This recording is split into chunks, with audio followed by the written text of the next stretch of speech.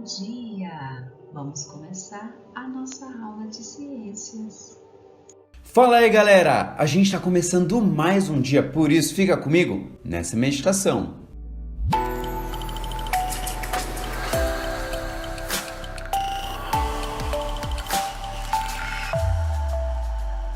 O título da meditação de hoje é Cada um importa, e o texto bíblico está lá em Mateus, no capítulo 18, versículo 14, que diz o seguinte: Assim também o Pai de vocês que está no céu não quer que nenhum desses pequeninos se perca. O verso que a gente acabou de ler está inserido dentro de uma história, de uma parábola. Na verdade, Jesus estava falando para os líderes religiosos a importância das pessoas. E aí acontece um detalhe muito importante. Dentro da história, uma das ovelhas se perde.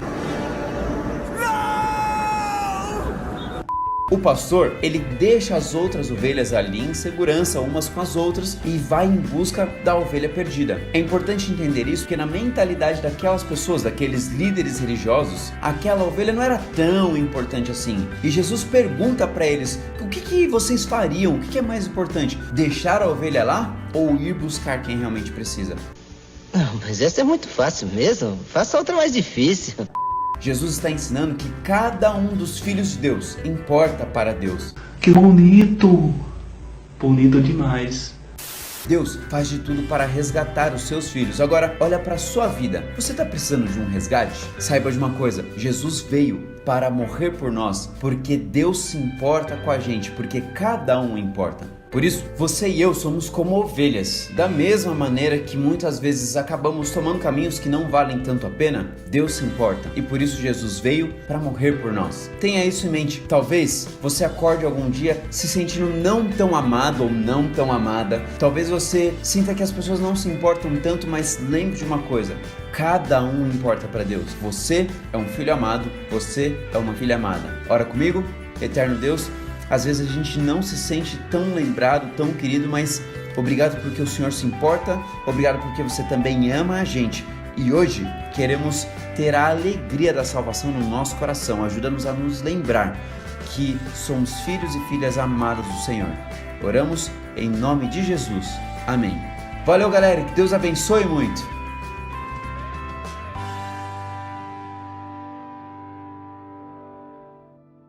Alimentos industrializados. Nós temos aqui alguns alimentos enlatados que passaram por um processo industrial.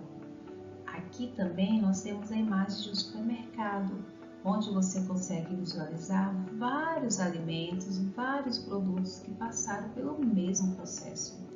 O alimento industrializado é o alimento que passa por esse processo industrial, uma transformação por meio de processamentos, que é utilizado máquinas e equipamentos. Enfim, quando este alimento está pronto para ser comercializado, nós o encontramos nas prateleiras do supermercado e então o consumidor, que somos eu e você, o adquirimos. Abra o seu módulo na página 127 e vamos levantar algumas hipóteses. Nós temos aqui esta imagem que também está aí no seu módulo.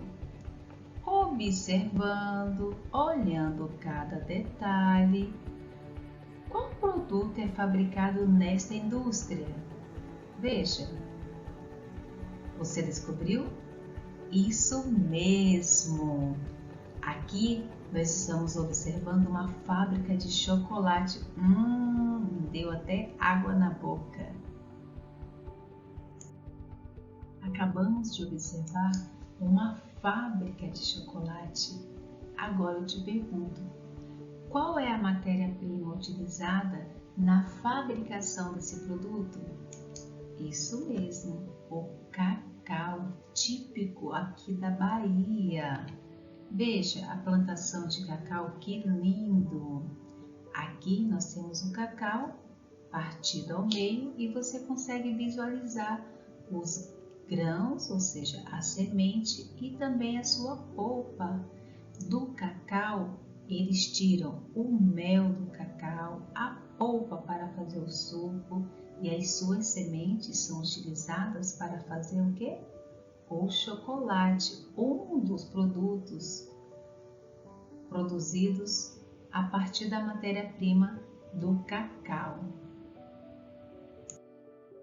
Aqui nós conseguimos observar o cacau, o chocolate, ou seja, o produto pronto, a semente e o chocolate branco também.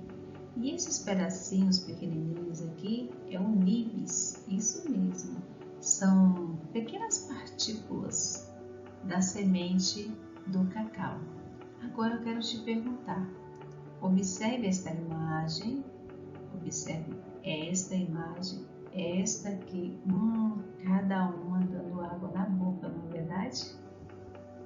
Ao ser finalizado, o produto se parece com a matéria-prima? O que você acha? Não se parece. Por quê? Porque ele passa por um processo de industrialização. Então, desta matéria-prima, desta fruta, você consegue fazer diversos alimentos industrializados. Em especial, nós estamos falando do chocolate. Vamos observar a fábrica de chocolate. Vejam só. Os funcionários dessa empresa estão vestindo roupas comuns? Não, eles estão uniformizados, ó, todos eles. Observando a cena, o que é possível perceber em relação à higiene? Bom, é um ambiente que apresenta higiene positiva, isso mesmo, uma boa higiene. Eles estão uniformizados, todos estão utilizando luvas, máscaras, toucas, enfim, a boa higienização também oferece uma melhor qualidade ao produto. Os alimentos produzidos por essa empresa podem ser considerados de boa qualidade? Sim. A parte da higienização faz toda a diferença no processo de um produto. O cacau é a principal matéria-prima para a produção do chocolate. Este fruto é típico da América Central e do Sul, mas também é amplamente encontrado em algumas regiões da África e da Ásia. E no dia 26 de março comemora-se o Dia do Cacau. Os alimentos e a indústria. Você já percebeu que os alimentos que chegam à nossa mesa nem sempre têm a mesma aparência de quando foram produzidos? Por exemplo, o arroz que compramos no mercado é bem diferente daquele que foi colhido no campo. Após a colheita, o arroz é levado às indústrias e colocado em máquinas que retiram a casca dele. Depois disso, esse alimento está pronto para ser consumido. E nós temos aqui a imagem do arroz com casca, do arroz beneficiado integral e do arroz beneficiado branco. Ou seja, beneficiado. O que é isso, tia? Assim como o arroz, o feijão, a soja e o milho, vários outros produtos passam pela industrialização e têm suas qualidades melhoradas antes de chegar à nossa mesa. Quando isso acontece, dizemos que o produto foi beneficiado. Sim, esse processo de separação dos grãos e tirar a casca do arroz se chama beneficiado. Observe e ouça com atenção esta reportagem.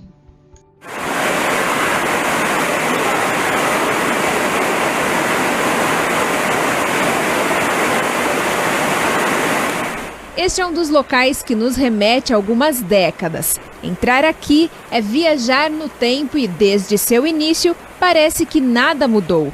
Tudo continua igual e em pleno funcionamento.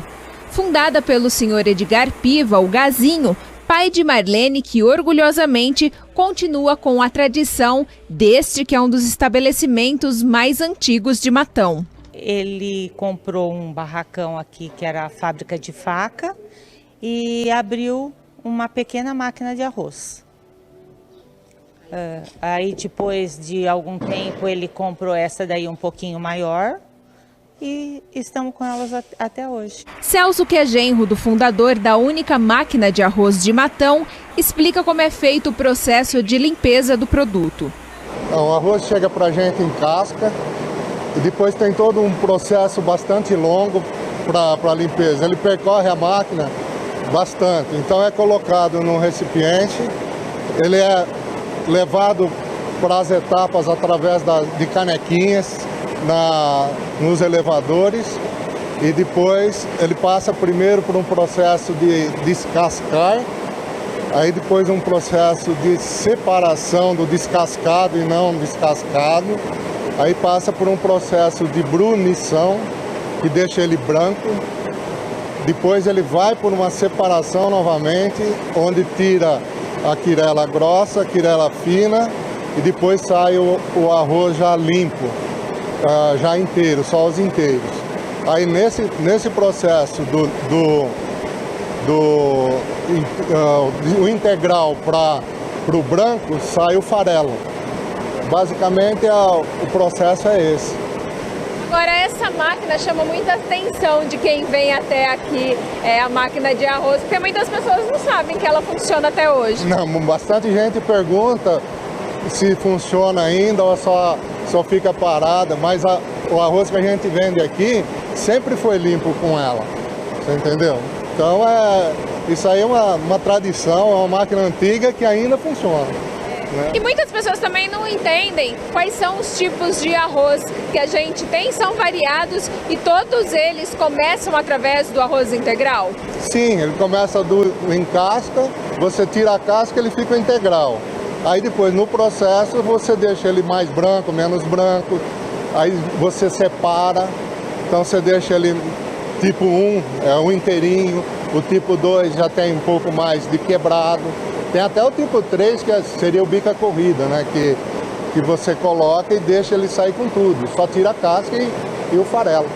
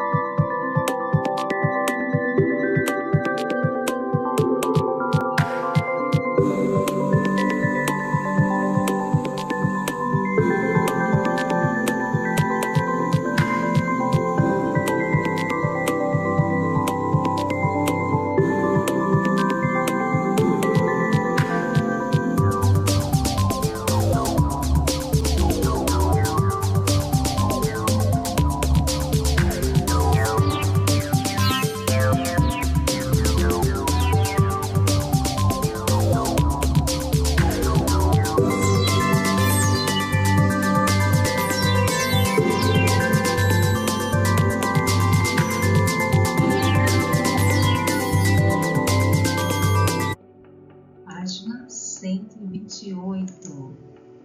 Pilão e monjogo. Você sabia? O beneficiamento de alimentos para a indústria ou por máquinas domésticas é uma prática recente. No passado, os produtores rurais utilizavam pilões ou monjolos para limpar ou quebrar alimentos como o arroz e o milho. Atualmente, esse mecanismo ainda são utilizados em pequenas propriedades agrícolas. No pilão, como você pode observar aqui, os grãos eram socados com uma haste de madeira denominado mão de pilão. Nesse caso, são empregadas técnicas específicas para que a pancada quebre apenas a casca. No monjolo, a força da água movimenta uma haste de madeira que seca os grãos. Observe aqui esse monjolo. Olha, a água vai caindo até que pesa, desce, sobe e desce. Aqui nós temos uma imagem mais própria. A água vai caindo e enche, e ele levanta na sua parte oposta.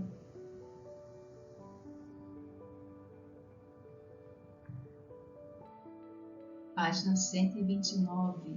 Cientistas em ação. O beneficiamento dos alimentos. Você vai ler o passo a passo e tentar realizar e fazer as suas descobertas. Página 130. O beneficiamento de produtos também é fundamental para que as indústrias alimentícias obtenham matéria-prima de qualidade e produzam bons frutos. Nessas fábricas, o processo produtivo deve envolver alguns cuidados muito importantes. Primeiro, as máquinas precisam receber manutenção constantemente para funcionar bem. Segundo, os utensílios necessitam ser devidamente higienizados. E terceiro, os funcionários devem manter o asseio pessoal, usando uniformes sempre limpos, toucas, luvas, aventais, botas e etc. Como você pode observar aqui, está todo equipado com a touca, com protetor auricular, óculos de proteção, máscara, roupa de proteção, luva, botas, enfim.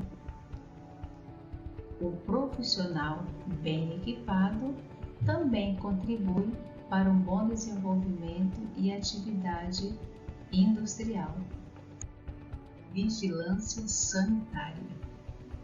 Você sabia? Nas indústrias alimentícias, a higiene do ambiente e a qualidade dos produtos devem ser constantemente avaliados. Por isso, além da fiscalização interna das fábricas, existe um órgão do governo chamado Agência Nacional de Vigilância Sanitária, mais conhecido como Anvisa, que realiza vistorias periódicas para comprovar se os produtos fabricados são de qualidade e se eles poderão ser consumidos pela população. Nos casos em que o produto oferece risco à saúde, sua comercialização é proibida, conforme a lei federal. Fábrica de picolé.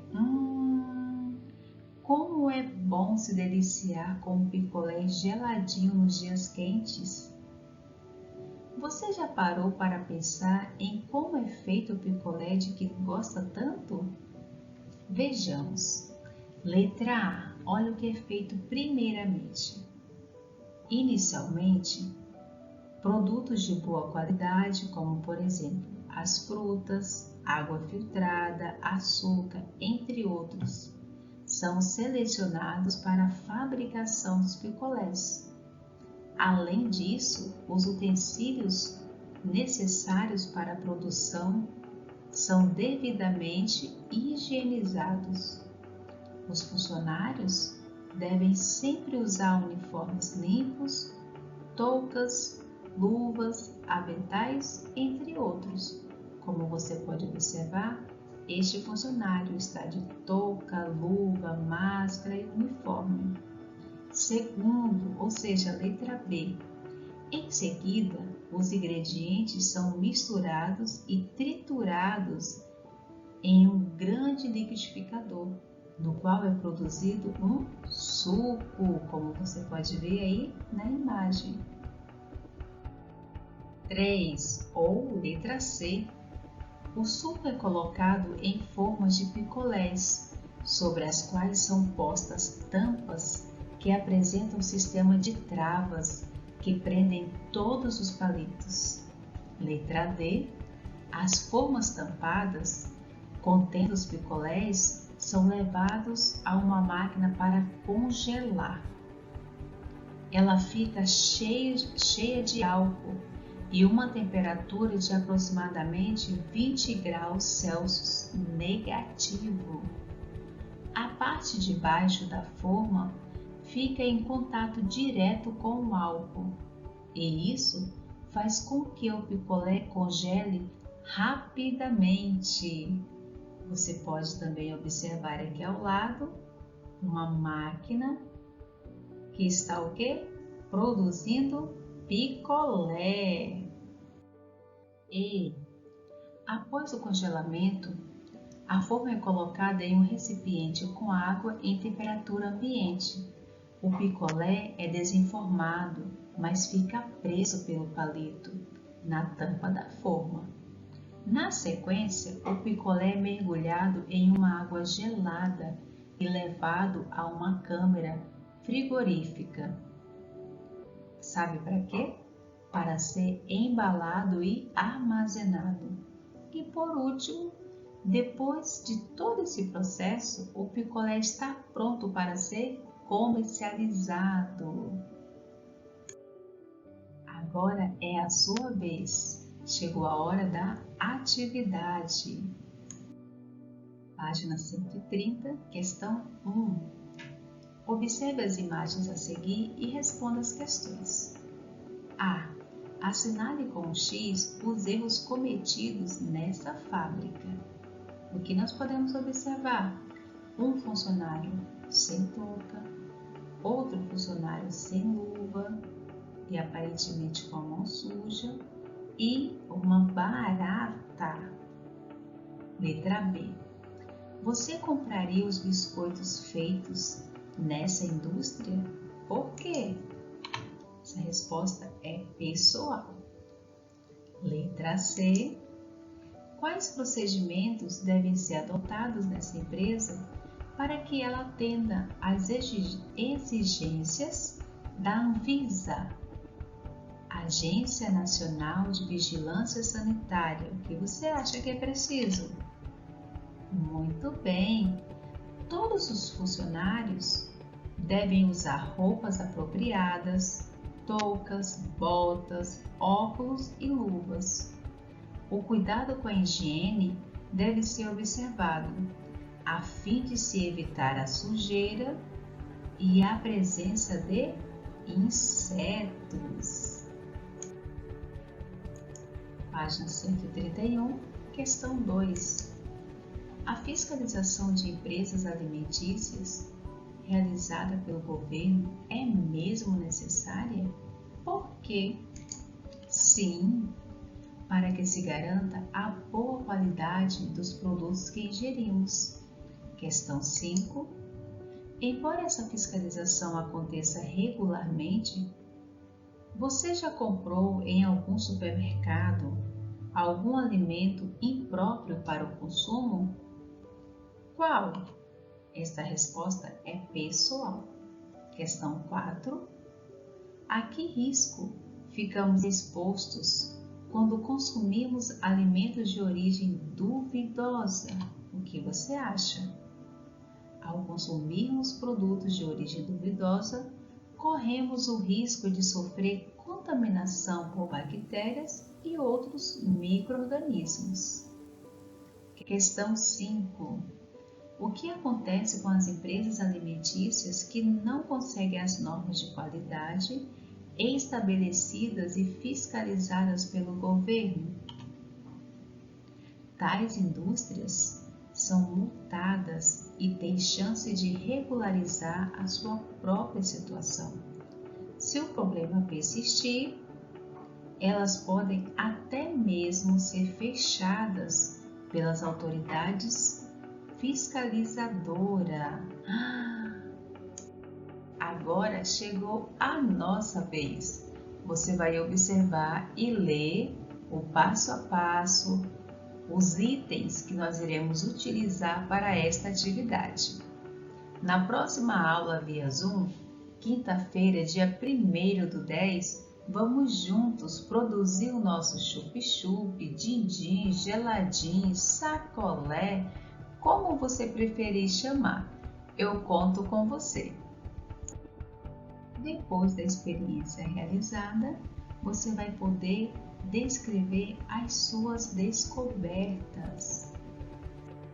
Por hoje é só. Bons estudos e até a próxima aula!